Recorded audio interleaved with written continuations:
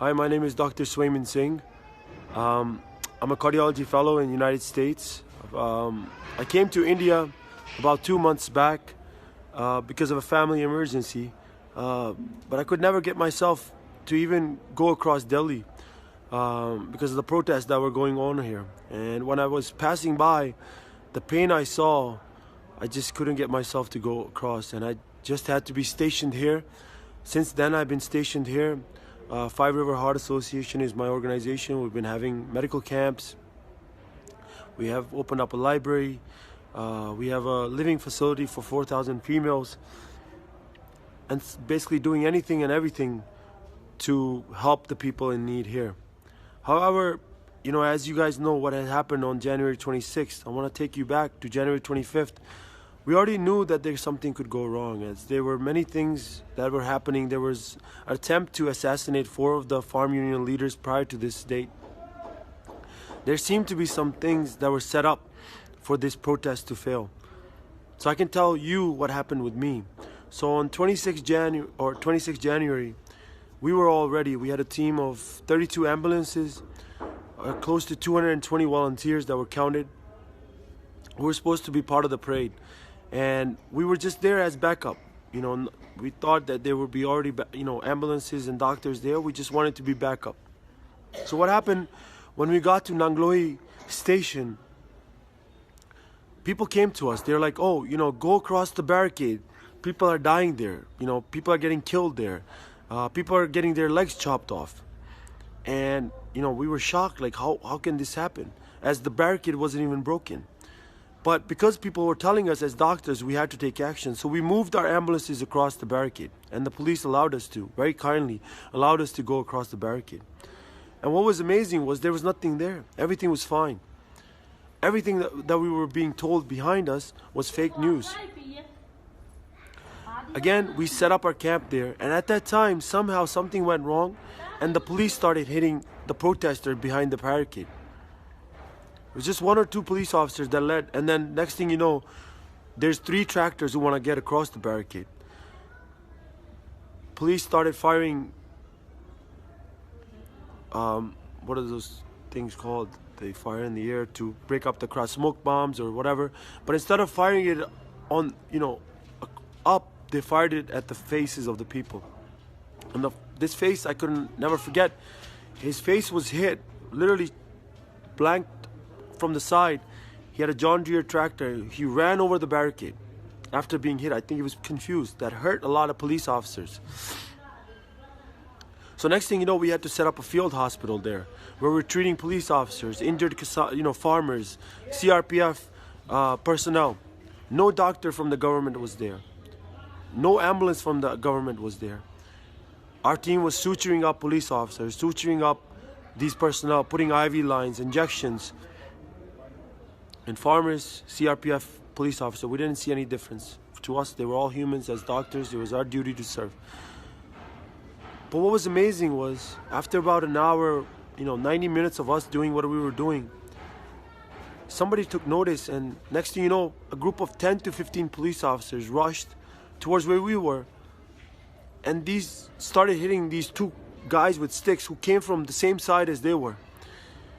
And hitting them, they started hitting us. Hit us brutally. The images are shocking. You can see some of the videos that were recorded in people who were there. Sadly, we didn't have a camera. We didn't have anything to record anything. All videos came from people who were there, bystanders. And basically broke three arms of our guys, fractured 3 arms of doctors, hit a guy in the skull, literally opened up his skull, hit guys in the leg who have bruises all over their legs. And then one guy was actually holding an IV pole, and we were suturing up a police officer at that time. Then the police officers themselves who were there stopped those guys and ran them off. Those same police officers who were there started crying to us, folded hands, and were apologetic because they didn't know what had happened. But what had happened was pretty clear. There were people on both sides set up to aggregate the crowd, to aggregate the police, to aggregate the people one against the other. And this had happened. We saw this the whole day. I can share a story later, but I just want to keep it brief. And what was amazing was, once the barricades, all the police officers basically lost their soul at that time. They were so shell shocked when they saw us getting beat up that they literally gave up the barricade. The barricades basically opened up at time, and the farmers got through. What was so amazing, the same people who were behind the barricades, on the other side of the barricades, everybody was walking on the same road. Nobody was hitting each other. Peacefully, they walked across.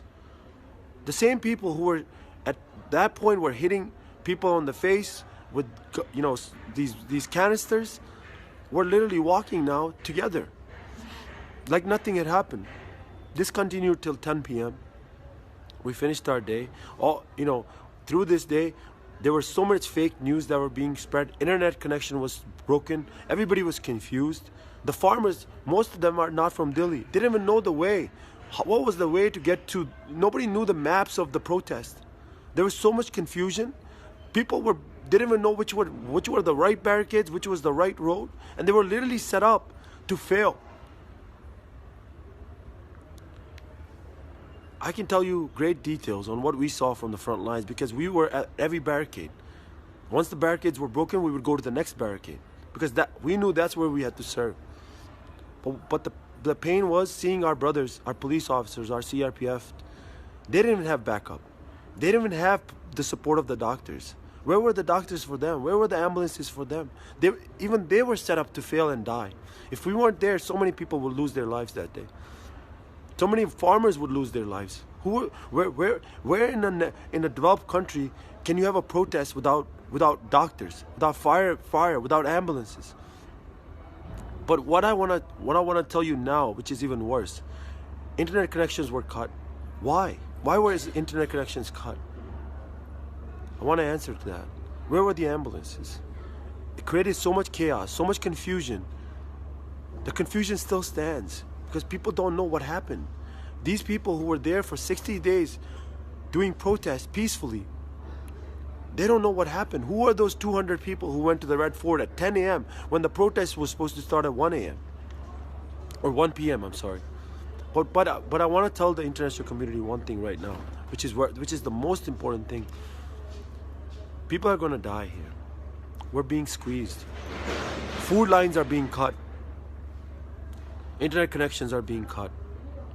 People are going to start dying here. People are not getting their medications. Food lines are being cut. In the name of that, whatever happened at Red Fort, everybody's going to be targeted now. I want to tell the international community, if you want us to die, because these old men won't leave. They don't know any better. Are those 3 bills that much important to you that they can't be replaced? That you can't just cancel them and then bring them back in about a month? Are they that important to you? The lives of these people who are just asking, they're citizens of this country, all they're asking is cancel the laws for now. Bring them back. Better. But you're willing to kill these people for that? I'm telling you, there's so much stuff going on here. People are going to start dying in 1, 2, 3 days. If not today. I'm begging the international community to do something. Wake up. Realize these farmers are not what they were shown on TV. They're confused, man. They're literally confused. Most of them don't even know what happened. There are people sitting in US, Canada, that might know what was this whole Khalistan thing that we don't even know about. The separatist movement, we have no idea. We're all God-loving people. Even us, you can see pictures, you can see my videos. We treated everybody as equal, as we were taught by our God. Are taught by our Vaheguru, told to us by his Sikhs. Sikh can never be a separatist. Our Guru doesn't teach us to be a separatist. We love our country. India is our country. Our grandfathers, our forefathers died for this country. The flag is what, for 2 months we were giving away our flags, Indian flags, to be put on tractors. All tractors had Indian flags. How can you call these people separatists? How can you call this movement a Sikh movement? This was all pre-planned to... But all I'm saying as a doctor now, I will always serve my community. I would always serve the Indian community. I would always serve anywhere in the world. I was there for Black Lives Matter protest. I was there for all protests in America. We were there as doctors to help.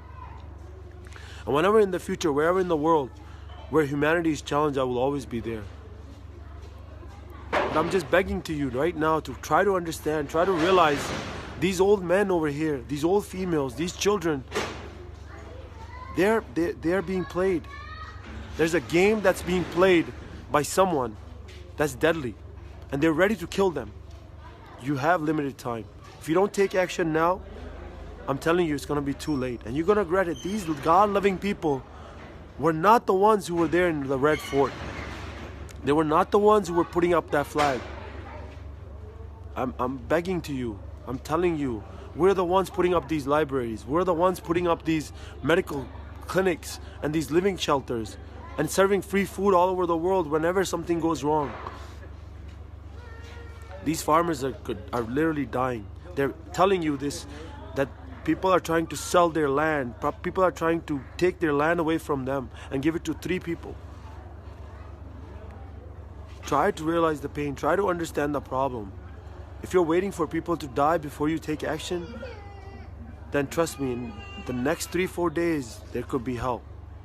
I'm begging the international community to take action. I'm begging the international media. I'm begging the international politicians. Whenever you needed them, Sikhs were always there. Farmers from India were always there to help. This is your time. Don't let these people down. People will die. I'm telling you, people will die.